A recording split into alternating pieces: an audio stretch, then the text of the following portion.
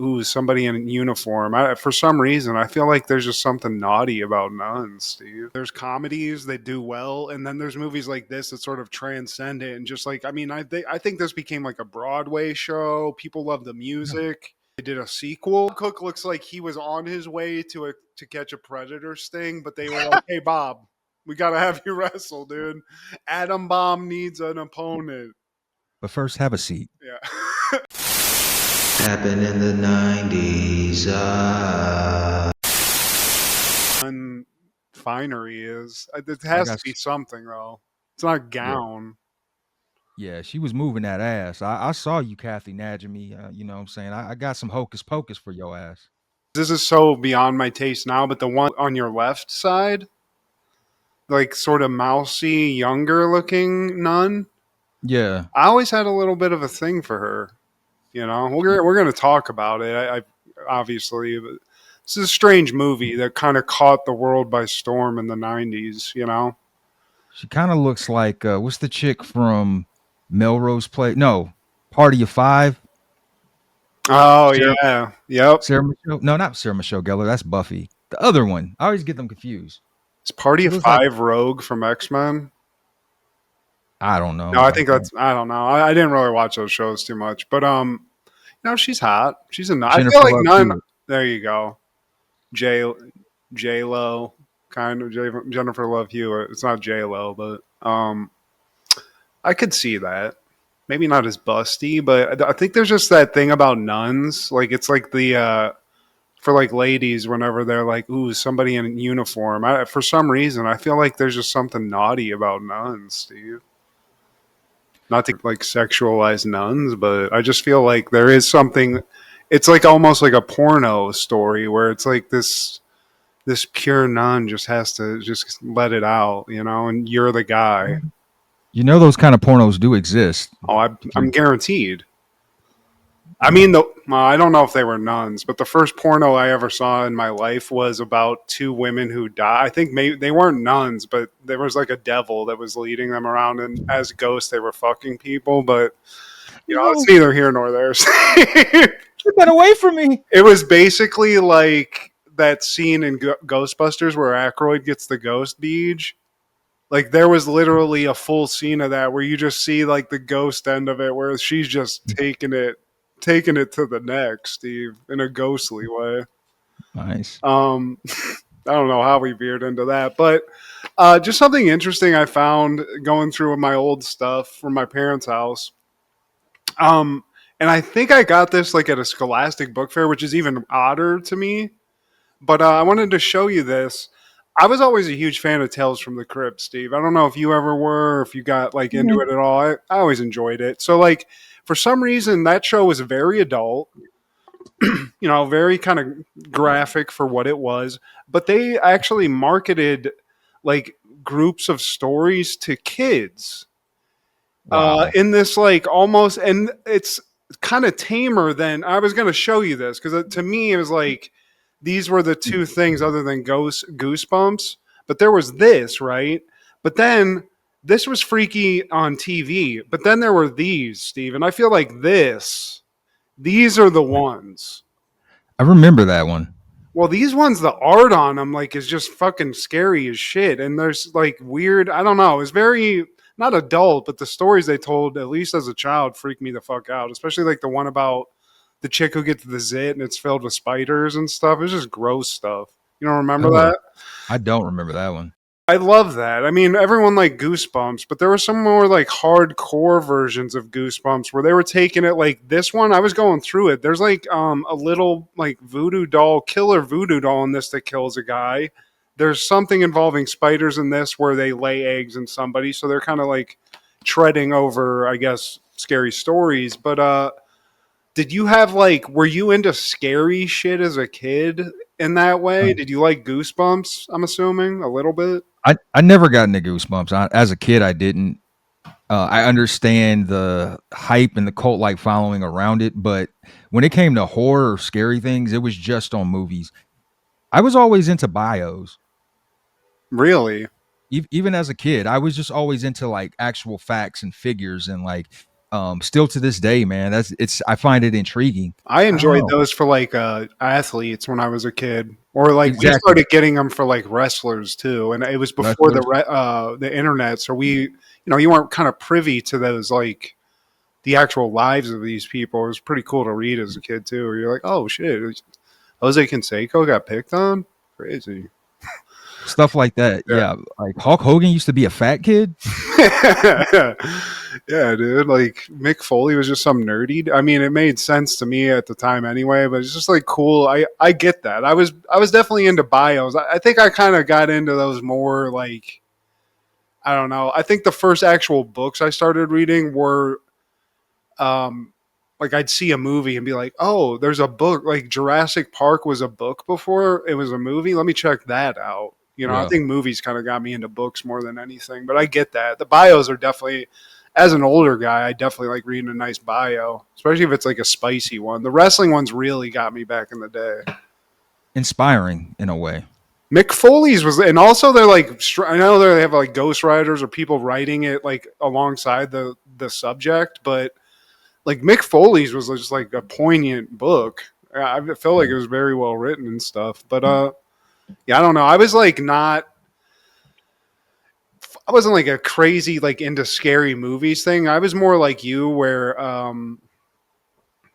the movie stuff, it was either really entertaining to me or that's what scared me the most. Like I remember seeing Exorcist like way too young, and that was a scary movie as an adult to see. But I remember like those kind of movies when you see an R-rated horror movie as a really like below 10-year-old, that shit used to fuck with me hard. Like all of it, even the worst ones, even the bad ones. There was one called The Witch Board where it was about like just like a Ouija board, like shitty movie like that. But I remember being terrified about that for like at least weeks where I was sleeping in my parents' bedroom and stuff, just horrified that some Ouija board was going to kill me, Steve.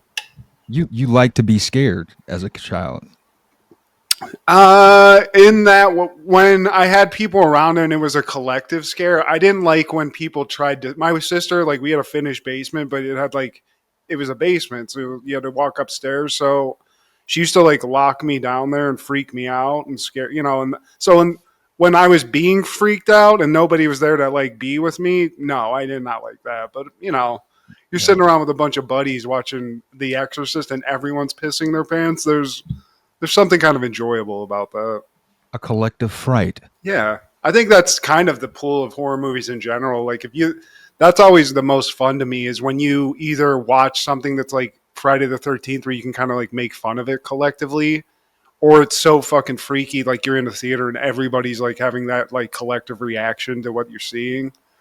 Um I enjoy that for any kind of movie, but I think that's always really fun when you're watching like Jason like you know, trash a bunch of campers or something, and everyone's like, yeah.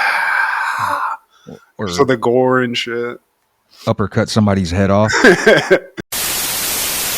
This is Steve G and Mad G with Happened in the 90s, a show where we talk about what happened in the 90s. So get out your Tatanka shirts and your New Kids on the Block tapes and rock this funky joint.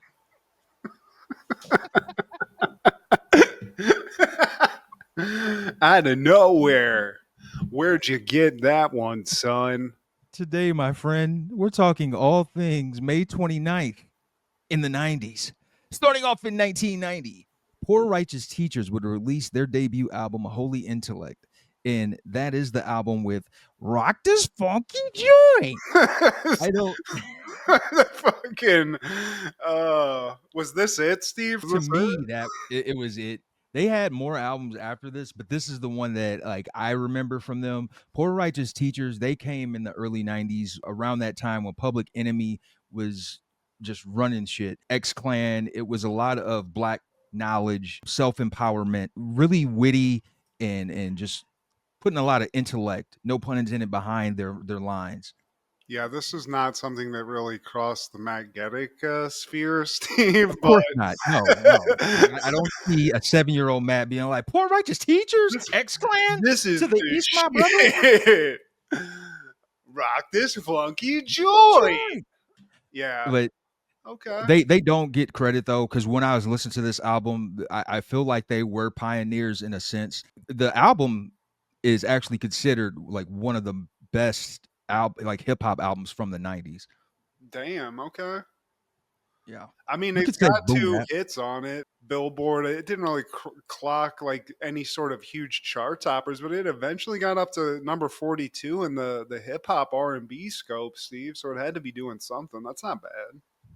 It's not bad, man. I mean, for like an underground kind of independent rap collective, the day that we're shooting this tomorrow is the anniversary of one of the members' deaths, Father Shahid. So there are three guys. It's Wise Intelligent, Culture Freedom, and Father Shahid. And Father Shahid, he passed away May 26, 2014 from a motorcycle accident.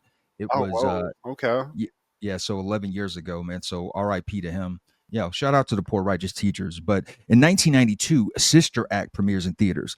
A low rent lounge singer is forced to hide out from the mob in a convent, directed by Emil Ardolino, starring Whoopi Goldberg, Maggie Smith, Kathy Najimy, Wendy Markina, Mary Wicks, and Harvey Keitel. This grabbed America, Steve. Everybody It, was watching it. I don't know whether it was like the religious part of it. Mr. and Mrs. Geddick were heavily into this. This was a VHS on the my rack at home. And for what it is, I mean, I enjoyed it, Steve. I'll take a bite of whoopee every once in a while and enjoy that. Proud to America loved say it, it. man. I mean, 231 million box office. It's one of the highest grossing movies from 1992. And 92 was a good year. I mean, this is the same year that had Home Alone 2, Batman Returns. I forgot Harvey Keitel was in this movie, Steve. The This bad is lieutenant himself is in this like heartwarming movie about a woman on witness protection who just like lights up the Catholic parish with just this soulful music, Steve. She puts a little soul in yeah, it just, traded in those choruses for some Motown hits, man. it. But yeah, dude. I mean, it's is it one of my favorites? No, but this I for whatever reason it just there's comedies that do well, and then there's movies like this that sort of transcend it and just like I mean I think this became like a Broadway show. People love the Yeah, music. They did a sequel with I think did. Lauryn Hill was in it. I Lauren believe. Hill, yeah, back in the habit. For a while, Whoopi Goldberg was a cheat code. Like Yeah. you put her in something, like people are going to come and watch. It was kind of like Eddie Murphy in the '80s, man. And she actually turned down that movie that you love, Ladybug. She turned that down. I think she was going to play Jack A. Harry's role so Oh, that she could do whoa. this. And this, Yeah. it was a wise decision. Yeah. Good Whoopi job, fly. Whoopi. That's all right. Hey, I tell you, we almost had Whoopi. Shout out to Whoopi, and yeah, she was a cheat code for a while, and it wasn't even like they were great movies. It was stuff like this that she just made better. That movie Eddie, where she was like the Knicks coach, like kind of generic movie premises, but because it's Whoopi, you at least get a little extra 10% out of it. That just makes it that much better, you know. It gives you a little turbo boost. In 1995, Monday Night Raw airs. I miss this so much, man. Even like the intro, it's so silk stockings, The sax, Steve. The sexy sexy sax. sax that they just got. It sounds like a porno movie at some It points. It's does crazy. some Um, up all night action. Yeah, dude. I mean, it's definitely like you're you're walking into like some seedy Dick Tracy office, something like that. This is very interesting, especially for people like me. I know, like you, that we've seen it all growing up, but those fond memories of like the Attitude Era. This is almost quaint in It comparison. is It's a totally different vibe. time traveling to the 1800s or something. Like I even the little entrance, it's like multicolored with neon. Yeah. Like, bring that kind of stuff back, man.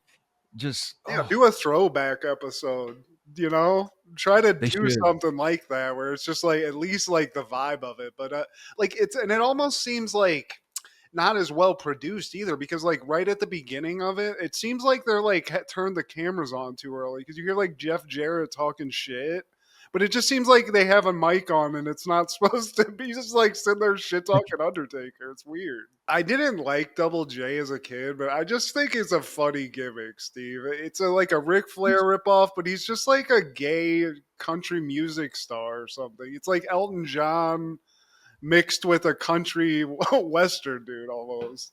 With a little ripping of Ric Flair's, Oh, like, totally. I mean, the whole nuances. stop. I don't even Yeah. know how he got away with it. That's copyright infringement, as long as I'm concerned, Steve.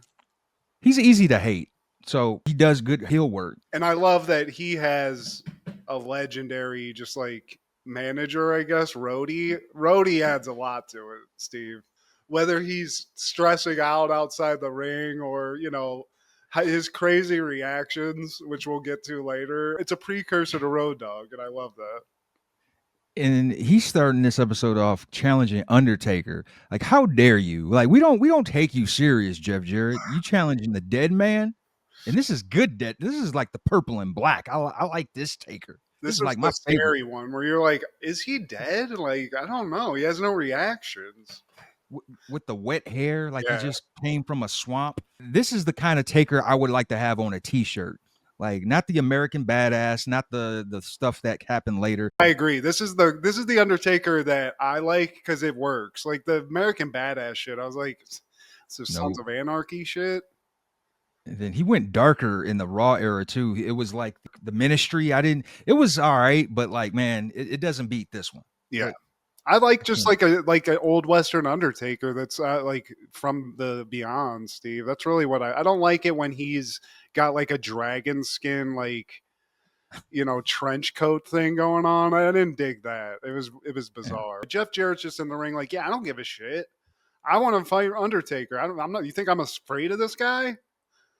Like I like all the subtle nods at Vince. Like everybody's like, yeah, I'm pretty sure you are kind of freaked out from this. Everybody is, dude.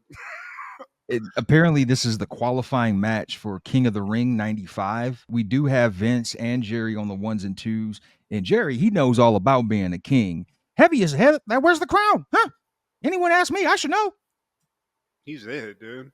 Like I said in our text, long live the king, dude. He's one of the greatest heel announcers of all time. Because him and JR is like, that's it, I feel like. But this one is right there. But he's the common denominator, I feel like, Him and Vince. Like him and Vince were.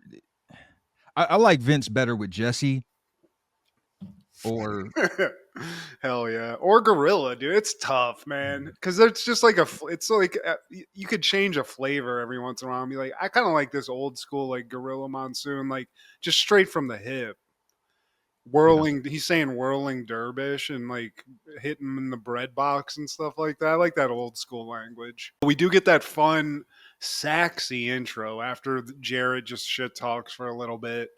And then we get to the first match, Steve, which is Sycho Sid against a man I'm not familiar with him, Mike Khoury, Steve, who I think maybe they got from a AA meeting because I don't know, he doesn't look like a seasoned vet, Well, apparently he started in the 80s. He's retired now, but yeah, this is the jobber.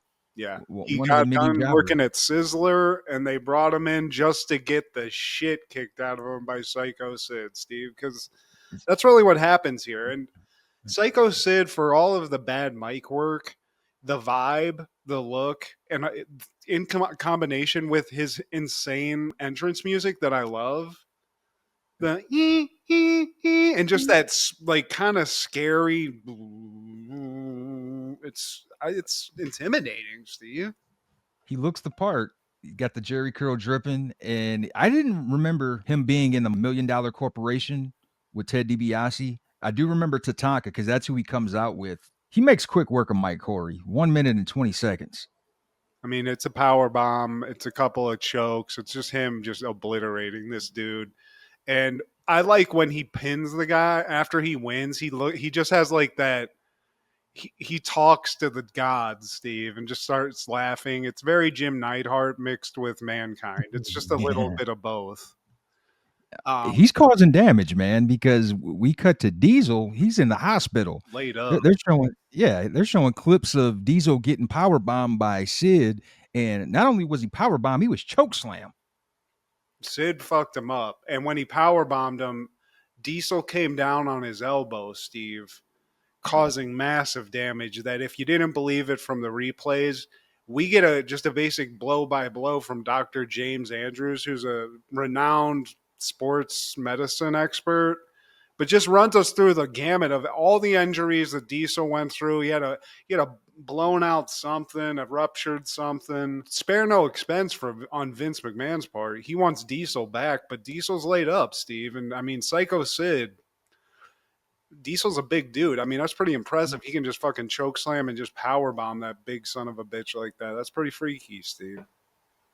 Dr. James R. Andrews, he's a celebrity in his own right because he's worked on Drew Brees, Bo Jackson, Michael Jordan, Jack Nicklaus, John Smoltz, Triple H, Brett Favre, Chris Godwin, Chase Young, Marcus Lattimore, and Adrian Peterson. And Big Sexy, Steve. I mean, let's not besmirch Diesel. On top of Kevin Nash. He was the call, Steve.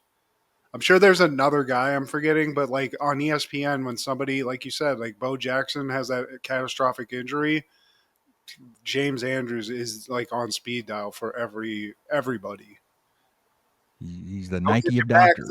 He'll get you back there, Steve. What we basically go to after Dr. James Andrews explains Diesel's injuries, and we just see Diesel just kind of sad in a hospital in this like thing. We go to another jobber versus, I guess, a star, but it's Adam Bomb against Bob Cook, Steve. And if you thought Mike Khoury was sloppy Joe, Bob Cook, not looking much better, Steve. I love the basicness of these jobbers' names.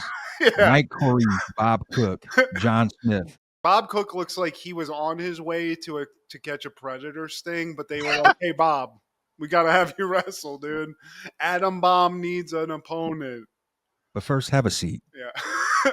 You can even tell that nobody gives a shit about Adam Bomb, who was the star. If you took a still photo of Adam Bomb, he looked cool. He had the goggles. He had the like crazy tights, the kind of Razor Ramon-esque like Jerry curl wetness hair, or like whatever you want to call that, the Bret Hart. But for some reason, Steve, I would assume it's the mic work skills, but he's persona non grata. They tried to push him, and for whatever reason, Adam Bomb, he just didn't take.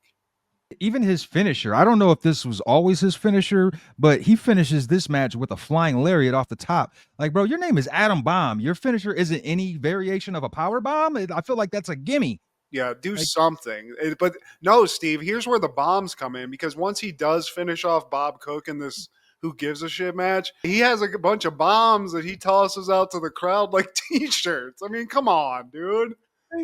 That's not even cool at all. Like, that's not Bret Hart. Give me some glasses. If Adam Bomb throws a bomb at me, I'm gonna be like, fuck that. I will say he had a good arm. He was launching those balls, and whoever has those, I wonder if they still have them. They probably didn't care, Steve. They got lost. Just like Adam Bomb, the fans didn't give a shit. The announcers didn't give a shit because, to be honest with you, they're not even talking about the match the whole time. They're talking about some USA show. The King's talking about trying to whoop fucking Bret Hart's ass. They're not paying attention to the match, and rightfully so. It's not great. As we said, King of the Ring's coming up, and Todd Pettengill is doing like a little report in between matches. I got to give a special shout out to Todd's just luscious mullet that he has on effect. It's like a professional mullet, Steve. It's 90s. You know, it's a mullet, but he's keeping it 90s. He's not one for the frills. He's just got like a basic like sweatshirt on, but he's giving you the lowdown on King of the Ring and what's coming up. We do see a clip, I think it was from Superstars, which I believe is the Saturday show, where Diesel and I think Bam Bam basically accept Ted DiBiase's challenge to like fight the $1 Million Corporation. I like the tag team of Bam Bam and Diesel, but what's the deal with them wanting to bankrupt the corporation, Steve? What was the bad blood here? $1 Million Corporation, they're always going for the top bad guy or top good guy. And Sid and Tatanka, they were a part of that corporation. But I found it funny that Bam Bam is teamed up with Diesel, considering Bam Bam could not stand the Click, like a lot of people. Yeah. But here in this ring, he's like, I'm not going to quit being your friend. I'm not going to quit looking out for you. I'm going to make You're the sure the best, bro. corporation is bankrupt and broke. And when we mean broke, we mean broke. Yeah, dude. Also, special shout out because I forgot. Usually Bam Bam came out with Luna, and that's kind of what you were paying attention to. I Yeah. forgot when they gave him like the come out to the ring attire that was like the dragon fire like collar shit. He looks like a satanic magician almost. It's very weird. He didn't need that. No, They like this is one of those things where WWF you're doing too much. He just leave him be with the regular flame suit and push him out. he's a big dude. I would assume the smell of that guy walking out isn't the intimidation you need because other than that, and just the ability to jump off the top rope at whatever he weighed, I'm assuming close to 400 pounds, is pretty impressive. Pettingill comes back. He's talking to like the king and everything. So he brings up the Bret Hart challenge match and is like, King, like, are you going to accept this challenge, dude? So the king starts like making a bunch of, he's like, Brett doesn't want to get embarrassed again. Like, he doesn't want this smoke. And I love Vince is just like, you're a coward. Like, right to his face. Monday Night Raw brought to you by Sega. Hell That's yeah. so vintage. Dude, those games back in the day, I forgot about those. Like that WWF Superstars game, the arcade game and stuff. Like the 3D one. That one was badass, Steve. Before Aki N64 games, that was it. The next match, I don't think this is the debut of Hakushi, but he comes out and he's referred to as Vince's sushi eating friend. Yeah, I don't remember Hakushi. The name sounds great, very funny. It sounds like a euphemism for pussy. He comes out looking like Raiden, and then he has like his manager is something named like Tenji. Kenji, but he looks like almost like a kabuki artist, but like Yeah. also just like maybe white face or something because it's just a dude in a white suit and white face. I like the look. He looks cool. I mean, Hakushi looks cool as shit. He takes off like the Raiden gear, and he's got like Japanese symbols all over him, including his face. He's got a lot of cool moves. I kind of dig Hakushi. I feel like he should have gotten a little bit of an extra push, but this is kind of what I feel like Vince McMahon did with Asian talent. He'd be like, "You got an Asian gimmick. You're Asian. I can't get you Mr. Fuji, but whatever. Like, we're gonna get you out here." He's fighting a guy named John Snakowski, one of Jordan's buddies. Yeah, some Pollock from fucking Northwest Ohio. Another guy who looks fresh off of like a fast food shift. He's not a wrestler, Steve. He's just a guy who got a call and was like, "You want $500? Hakushi needs an opponent." But you know what though? Like growing up, man, I realized the importance of these guys because even though we come to see the stars, the jobbers, their jobs are important, man. Oh Because yeah. you're supposed to make these guys look like monsters, and if you don't, you're going to pay the consequences. I almost thought about us doing a reaction video of one of those kinds of matches where a jobber, because I don't know if you've seen these, man, where a jobber they don't know the assignment, they didn't understand the assignment, and they'll actually try to like compete and the star will be like, dude, you know what? And they'll just beat the fuck out of him. I mean, There's I'm a pretty couple sure of I those. saw Rick Steiner do that to somebody. I think there was like a video going around of that. But yeah, we should. I love that. I like seeing when wrestlers just like, you're like, oh, wait, they're actually hitting those dudes for real, for real. Like, yeah, you don't understand the assignment, motherfucker. You're supposed to put me over, bitch. The one thing I forgot to bring up that is insane that I loved, but I thought this was like a wild swing for especially at this time. Hakushi comes out, has like a sack, Steve, right? Yeah. And they're making all this big deal. What's in the sack? Turns into a recreation of the end of Seven. He pulls out a visage of like Bret Hart's decapitated head. Pretty realistic, Steve. Yeah. But Not a yeah, I thought fan. that was pretty fucking badass, to be honest with you. That was cool. Pick another wrestler to do that with. Don't fuck with Brett like that, man. You're gonna pay for it eventually, Hakushi. Just watch. You're gonna pay. And Jerry Lawler, he's got this whole angle with Brett throughout this time, and he's been talking shit about his whole family. Helen Hart, she's got that old timers disease. If I was her, I'd like to forget about my son Brett too. Yeah, dude. There's a lot of that in this episode throughout the whole episode, Steve. The Hearts. I guess they didn't get the memo that this is a fucking roast because the king is in full effect on that. Hakushi, I don't even remember this guy at all, but I gotta say, if this is the introduction, pretty cool. But he didn't last long. And we cut from this. They talk about Ivan Puchki, Polish Power, getting inducted into the WWE Hall of Fame, I think. The Polish Hammer. Yeah, dude. He loved the pierogi and some Polish Power, Steve. Him and Jordan could hang out too. You know, we know a lot of Polish people, Steve, from being from Ohio. We specialize in that in the OH. And this was around the time when they were doing the inductions in the summer, but now they do it as part of the WrestleMania weekend, make it a whole festival. But it's Antonino Rocca. They mentioned that he used to wrestle in barefoot. That shows you how old timey he is. And the big cat, Ernie Ladd. Big cat.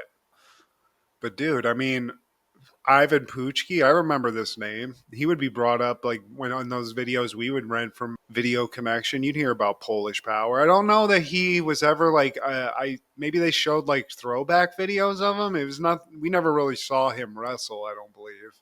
He was before our time, man. Yeah. He was like the Bob Backlund, like superstar Billy Graham era. Then, Steve, we cut to Vince bringing out Alundra Blaze. Jerry again starts getting to roast and immediately calls out her schnoz, which I know has to feel great.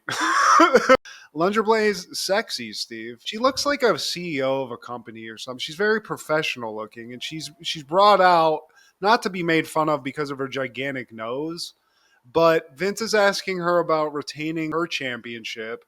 And the last time she was on Raw, I guess she was attacked by somebody named Bertha Faye, who I don't know much. I don't know anything about her other than seeing her lift this woman up and seeing the back of Bertha Faye. But Bertha Faye looks like a handful, Steve. Bertha Faye's huge. Real name Rhonda Singh. She passed away in 2001. It's like if Roseanne took steroids and just started whooping that ass, it looks like. She scaled at 260 pounds, 5'7". And at this time, she's being managed by Harvey Whippleman. I think Alundra makes a comment saying, like, I think that's her boyfriend.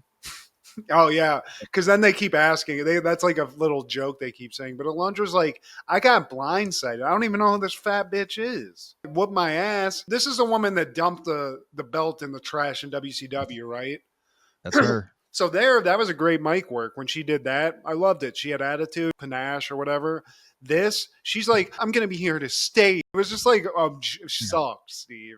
That's the best way I can say it. It's hilarious because she says, I'm going to keep the title for a long, long time. Like, yeah, all right, you're going to throw that bitch in the trash next year. But I don't know if she really like took some legit hits, but she like, they bring up her nose is swollen. Her nose is legit. I don't know if she took an actual beating someplace, but bitch had a swollen up nose. So I don't know. Bertha must have taken a couple real shots, Vader style, I think. Alundra Blaze, I think you're beautiful. You look great. Just a nice, for a 90s woman, Steve, 90s white woman, a lot of ass.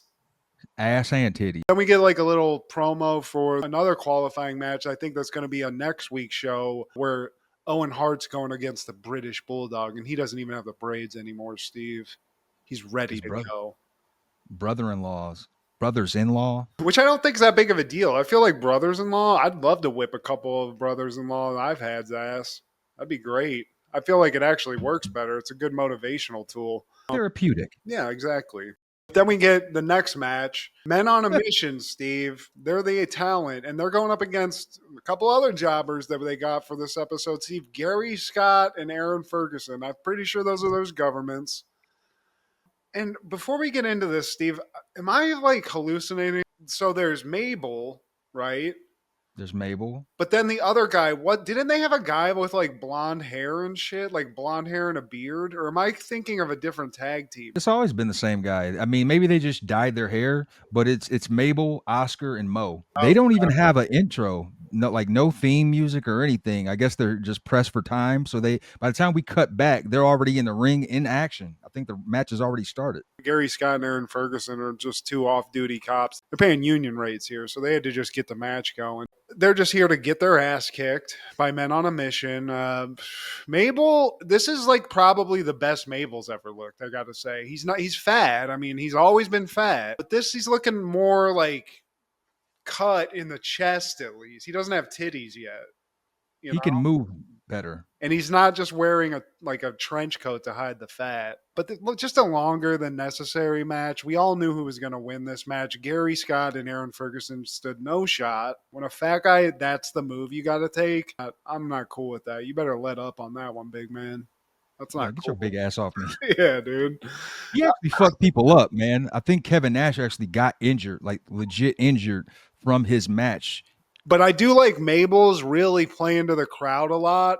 A lot of white faces in this crowd, not happy with a successful black tag team, but he's just sitting there going with his crazy teeth that look cool as hell too. He looks very like sinister and cool. But like I never liked Man on the Mission, Steve. It's just not a good look. I don't like fat tag teams. It's time capsuled for 93 to 95. I do like the merchandise that they show off. They show off this cool Undertaker shirt. I think it glows in the dark too. Hell yeah, dude. And the nice little Monday Night Raw hat. Did you see those prices? No, I didn't see. What were the prices? The shirt was like $16 or something like that. That'd be the Monday Night Raw hat purchase now. Yeah, for real. Especially if you buy it there. And then Monday Night Raw hat was like $15. Back in the day, Steve. JARRETT with the roadie versus Undertaker and Paul Bear. Yeah. Also, just a quick shout out to the guy who was like selling that merch you're talking about, Barry Didinsky. He's terrible at selling merch. I don't know if this was his actual job because they mentioned him by name, but I was like, who the fuck is this guy? Yeah, they could have kept a Micro Machines guy or something. Somebody with some fucking pizzazz, not this fucking shud. The whole episode, Double J's been really kind of telling everybody, I'm not afraid of Undertaker. You think I'm afraid of Undertaker? And then when Undertaker comes out, he's very afraid. Him and Rhodey are both looking very worried, Steve. With his outfit lighting up in the dark. This is a pretty decent match. I mean, I like Double J does what Ric Flair does, which is sell punishment really well in a funny way in a lot of ways. But the thing that I just want, this is like my main call out on this, because Rhodey has to get involved a little bit. He's funny. He tries to like get involved, like, you know, he'll grab Undertaker's shoe or something. But at one point, Undertaker like grabs him in a chokehold, right? Outside the ring. And I think Double J like hits him, so he lets him go. But Rhodey, when he's let go, he like collapses like so dramatically on the apron. He's like, oh. Double J's outfit, like my question to you, Steve, is do you buy a full outfit and cut it out? Like in the crazy gay like cowboy way he's done it, or do you buy the outfit that way? I think he got his stuff made by the same guy that did Macho Man. I don't know. That guy is probably like, man, I ain't making no shit like that. Okay, what are you trying to do? You want me to make a hole in the booty hole area for you too?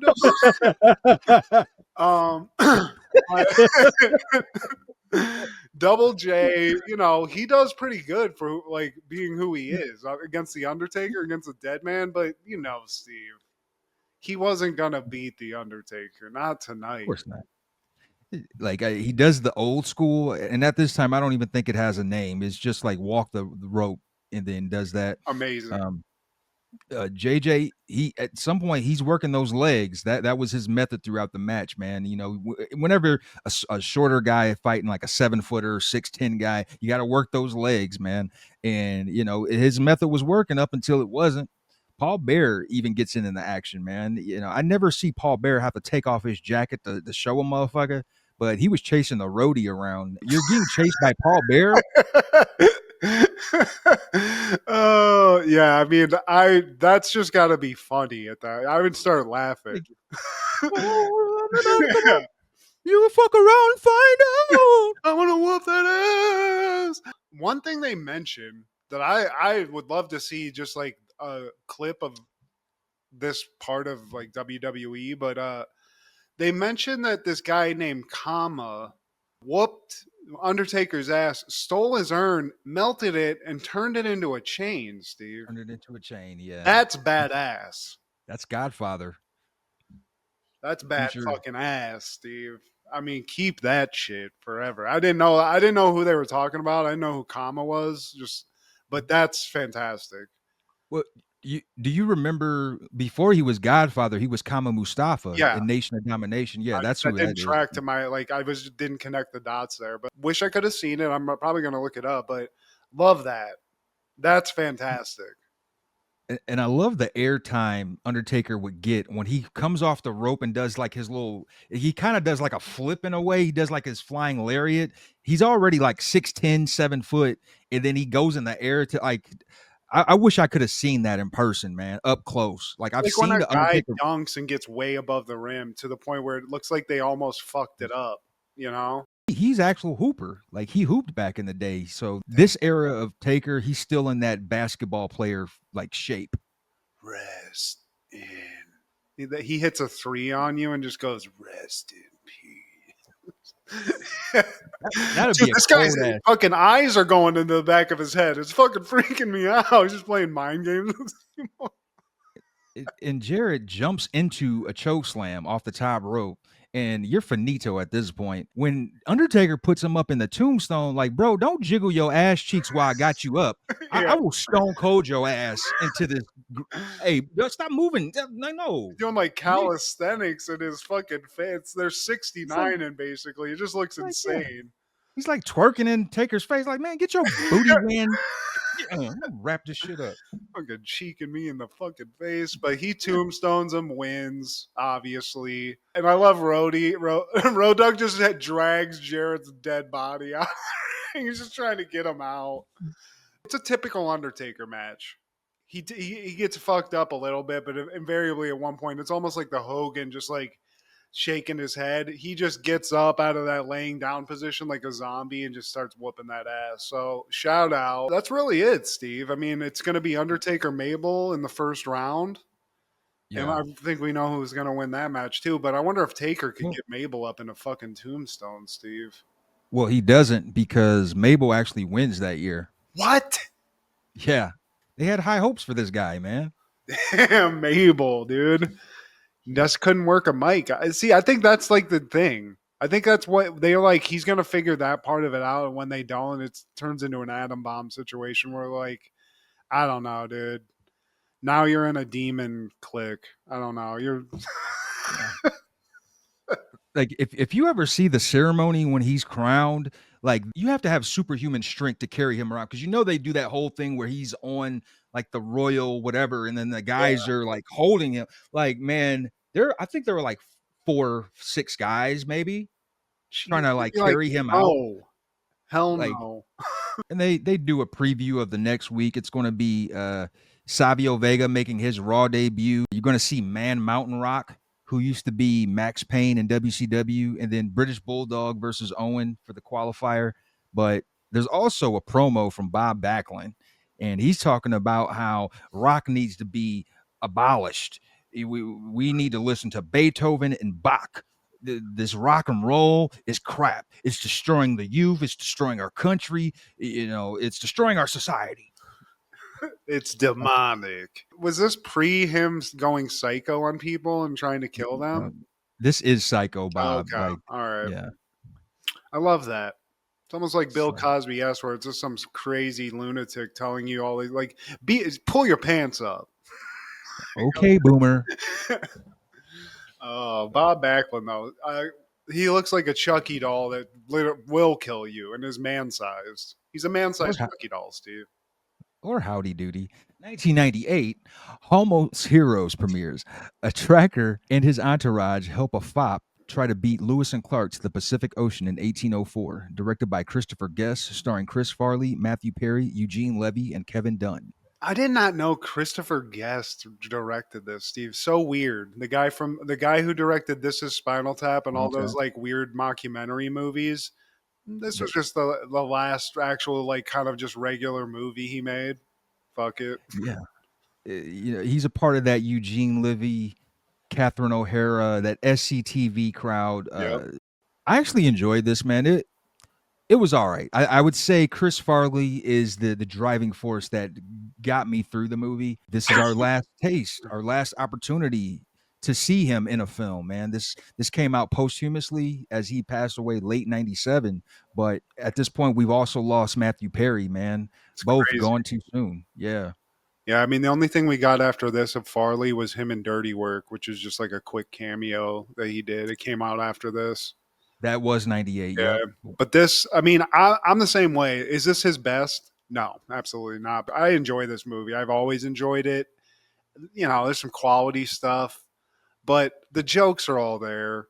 Farley does what Farley does best. And I think this is like that thing that it was just a great like equation for success. He's a buffoon. He's with some guy who's like not like him, like a kind of a dainty person or something, and just let it be funny, you know?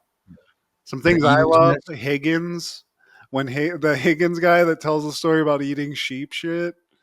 Yeah. I was just That kidding. I have no brother. I was the one who ate the shit. Yeah. The Uh, Eagles nest. the eagle, the recurring eagle battles that Farley has, Bidwell constantly being like he's losing an ear or losing a leg and stuff. Dude, Oh, sir. I didn't realize that Eugene Levy was the French guy. Guy Was he? Fontenot, yeah, hell Yeah, yeah. The I one didn't that has realize it the was. Indian woman. Yeah, until like halfway through. Like, oh my, that's Eugene Levy. Yeah. Also, the guy who plays Hidalgo is somebody famous too. Very Kevin Dunn. exactly. Great bits. Farley kills it. I think this movie kind of like suffered because this was when he was at his worst. So I think there was probably some issues filming this. It didn't make a lot of money. They didn't spend a lot of money, but there's a place for this. And this is like a funny, it's just another good example of Farley. I like all of his movies more than this, but that's not to say that I don't like this movie, if that makes sense. Yeah, you probably have it last, but 30 million was the budget. It only made 6.1 million. But like you said, man, this shows the power of Chris Farley. Like he was given little to work with because the premise itself is boring. I never cared for these period types of pieces, especially something like this. You're talking about Lewis and Clark, that bores me. But the parts that I did like, more than likely it was Chris Farley. Also, the straw hookers when they go to the whorehouse and they're like, "Do you have any real women?" And it's just like scarecrow women made of straw. And the guy's like, the bordello owner's like, "Sir, I know these are whores, but these are ladies."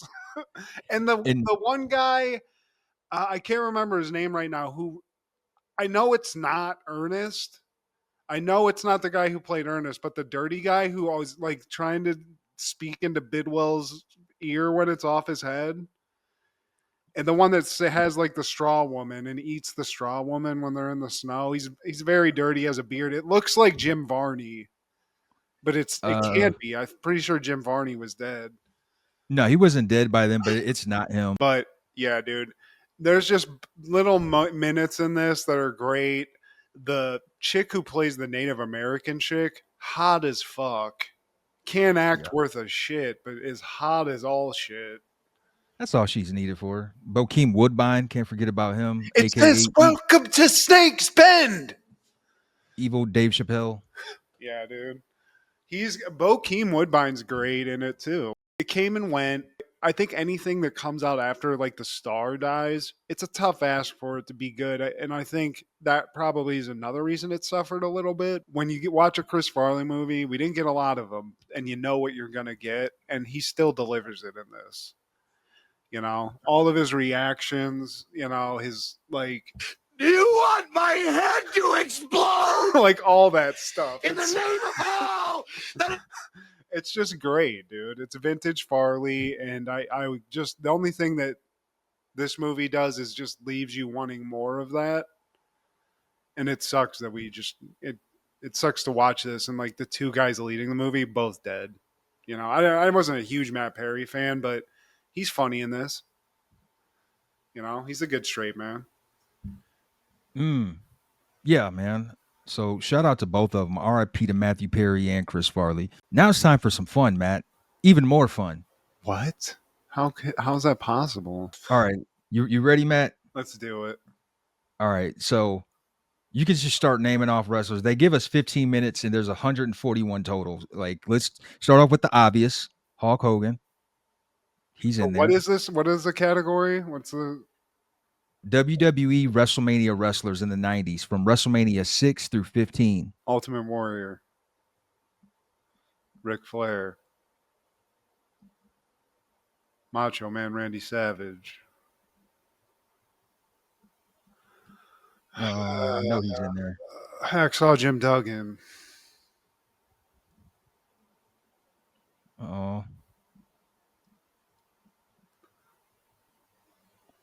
Honky Tonk Man.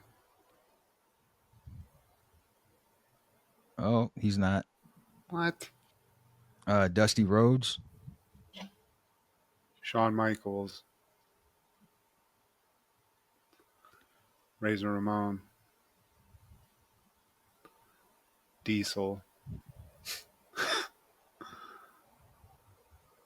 I don't know if you spelled Diesel right, but Yeah, he's in there. Doink. Oh, that can't Doink the Clown. There we go. Nails. I don't think he was ever in a WrestleMania. Um, Ricky the Dragon Steamboat. don't think he was either. Not in these. Yeah. Tatanka. Bam Bam Bigelow. Was Lawrence Lawrence. Taylor? Yeah, let's try it. Yep. Um, Andre. Definitely. Haku. Smash and Axe. Hawk. Animal. Brett. Jim Yep. Neidhart. Yep. Owen Hart. British Bulldog. Uh, yeah. Maybe just Jake Roberts. Yep. Texas Tornado. Yep. Sergeant Slaughter. Yep. What about? I'm trying to think of like shitty guys that would have been like Brooklyn Brawler. Did he ever make a WrestleMania? Fuck no, not from this era. Nah, not a. He was in WrestleMania 5, I think, but that was 89. Marty Jannetty? No. um, Yokozuna? Lex Luger?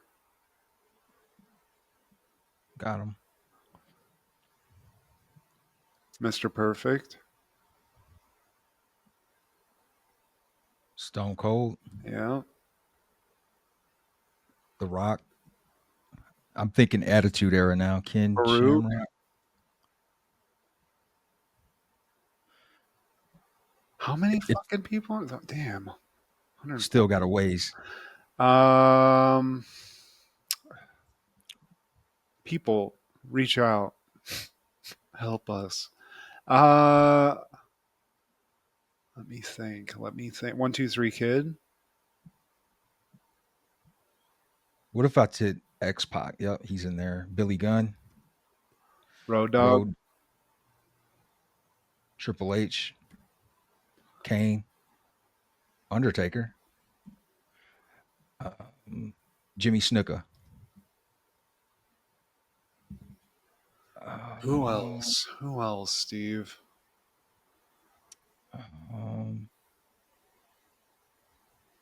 Sensational Sherry. Papa Shango. Nope. Godfather.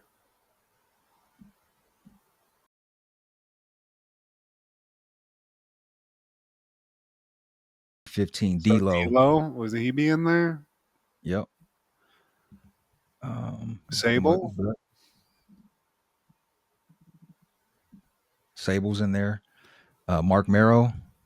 Yep. What was Gold Dust? Yep. Roddy Piper. Bad News Brown. Okay. Trying to go in order. WrestleMania 6. Greg Valentine.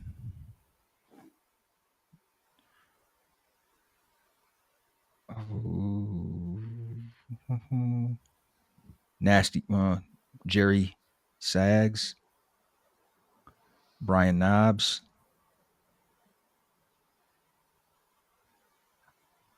Was Mabel in? No. Viscera, maybe? No. Uh, Val Venus. Val Venus? Who was Choppy Choppy or Pee Pee? Kai and Tai, but I just remember Taka Michinoku. Spelled it right.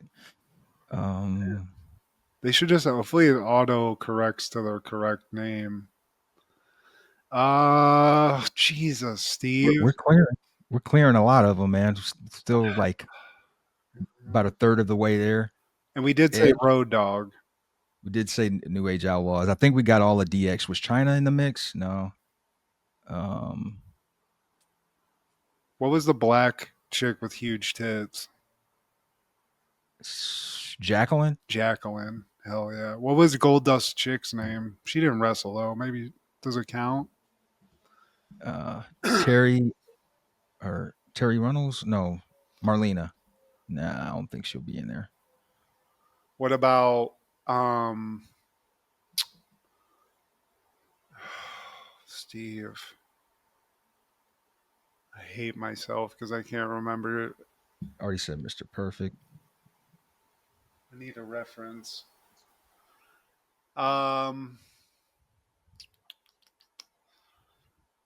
We said Hulk Hogan. We said the hitters. What about Iron Sheik? No.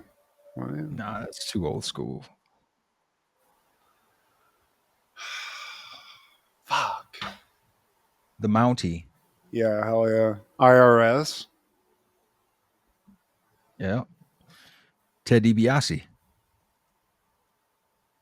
Virgil. Yeah. Big Boss Man. Trying to think of all of Undertaker's casualties in WrestleMania. Big Show. Yup. Giant Gonzalez. What about Bradshaw? Would he have been in there? Like the Smoking Guns, maybe? Billy Gunn. I don't know. Or no, Bart Gunn. Butter. What is it? Butterbean? Yeah. Because I'm thinking about that tough. Was it tough? Not tough enough, but the Brawl for It Mark All. That was a Merrill? part of it. Mark Merrill. He's already in there. What about the guy who's like the other, like the karate dude? No charisma, beard, flat top. Steve Blackman. Yeah. Steve Blackman's in there. Did we already say Owen? Yeah. Yeah, we did. Dan Severn. Nice. No. The Beast. Shamrock.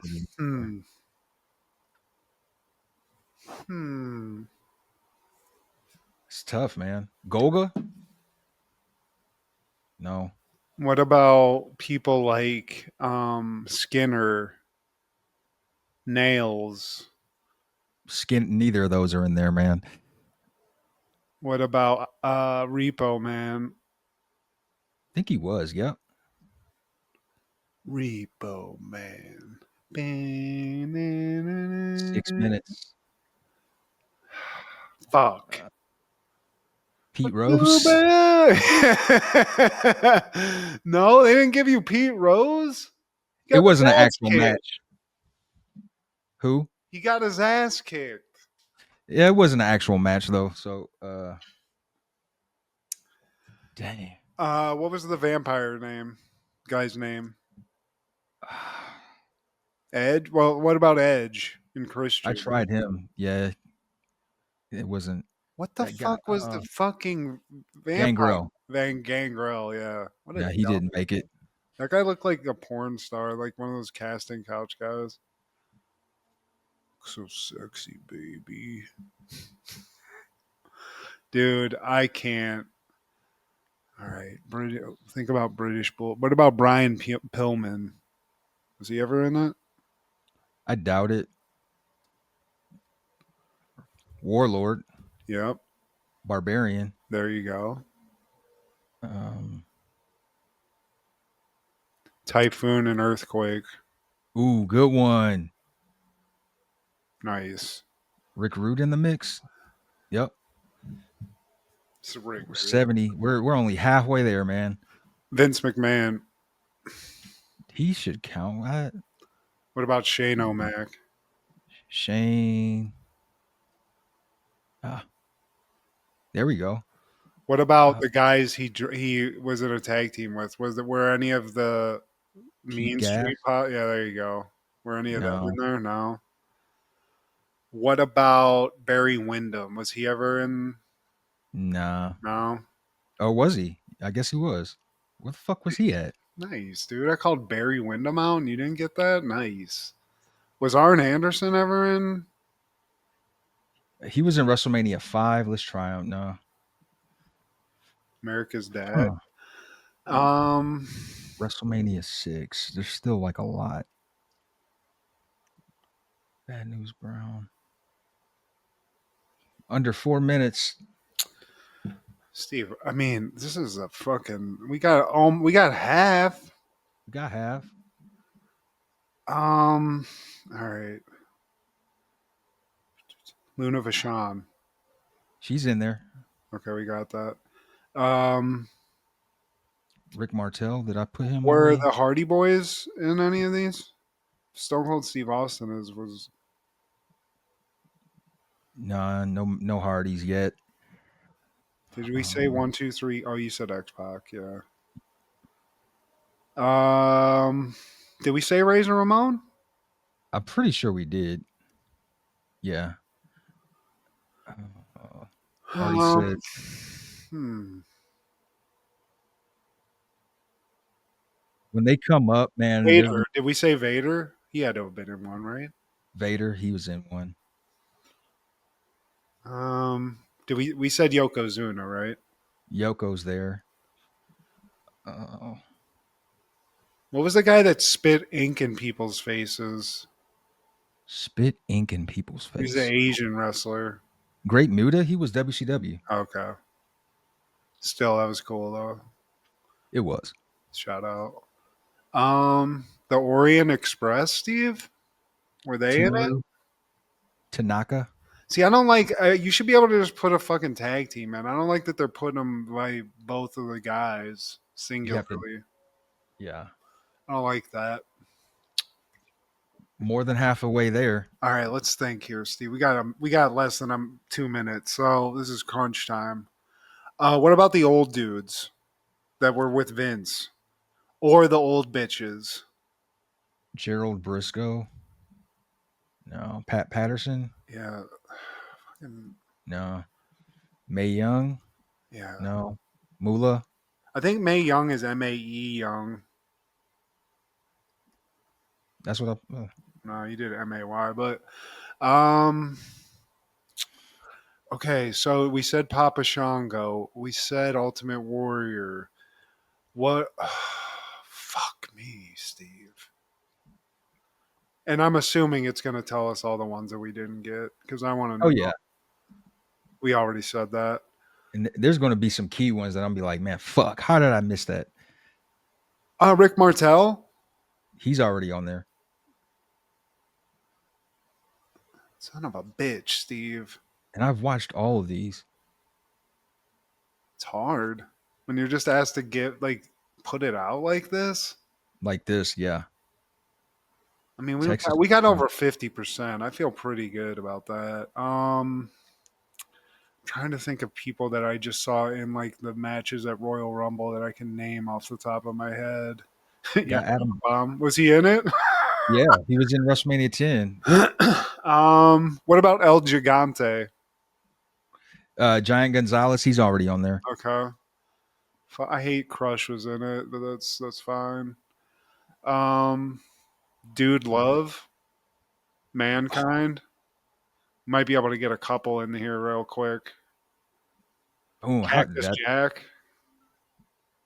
Oh, Coco Beware, Hercules, Brutus Beefcake, Nikolai Volkov, Boris Zukov, Tito Santana, Sapphire, Sato, Marty Jannetty, Dino Bravo. I spelled Jannetty wrong. Akeem, Paul Roma, Katao, Tenru, I Brian knew Knobs. Skinner was in fucking My the bad. alligator guy, dude.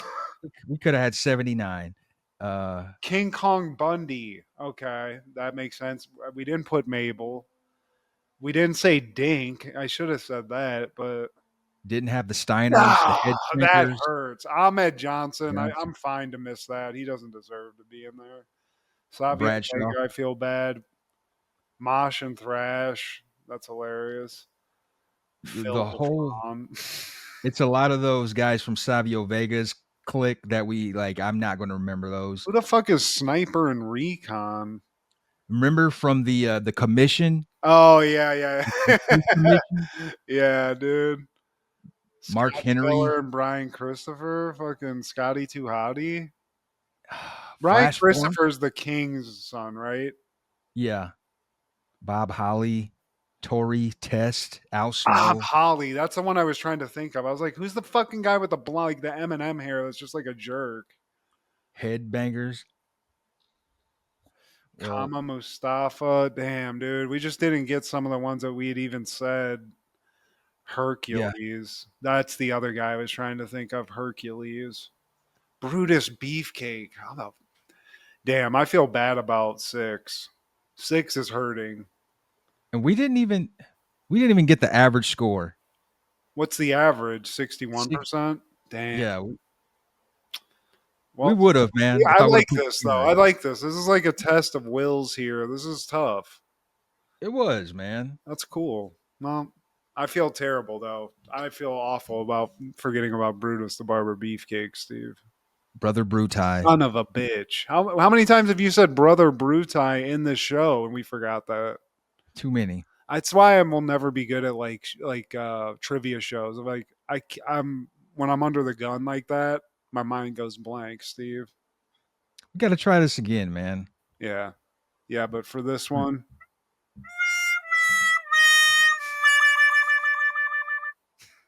redemption. I don't feel good about it, but we're going to redeem ourselves. We're going to keep doing this. But please like, share, subscribe, and comment. Please tell your sister, rock the funky. Please check out our guy Ronzilla on Wrestling with Ronzilla on TikTok, Kendra's Crushgasm every Wednesday, and Clark the Shark on Podcastle. This is Steve G and Mad G with Happened in the 90s. Matt was the fat kid, Steve was the flat kid. Life wasn't always great, but you know what was? The 90s. Happened in the 90s.